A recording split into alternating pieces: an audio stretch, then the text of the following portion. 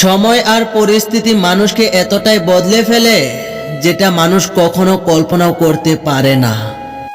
শেষবেলা আমিও সৈন্য, যাকে চেয়েছিলাম সে অন্য কাউকে নিয়ে পরিপূর্ণ। মানুষের নিজের বলতে কি আছে? জন্ম অন্যজনের দান, নাম অন্যজনের দান, শিক্ষা অন্যজনের দান, রোজগার অন্যজনের পয়সা। শেষ যাত্রা অন্য কেউ নিয়ে যাবে। তবে এত অহংকার কিসের? যদি বলেও কখনো গর্ব হয়, এ ভেবো না যে আমি ছাড়া পৃথিবী অচল। দেওয়ালে টাঙানো পূর্বপুরুষদের ছবির দিকে তাকাও, উত্তর পেয়ে যাবে। তারা নেই বলে কি দুনিয়া থেমে আছে?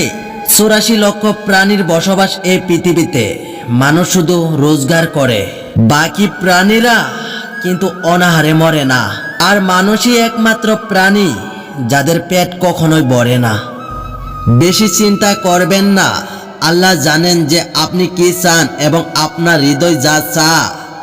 সুতরাং ধৈর্য ধরুন আর আল্লাহর কাছে সাহায্য চাইতে থাকুন। আপনার সব কষ্ট শেষ হয়ে যাবে।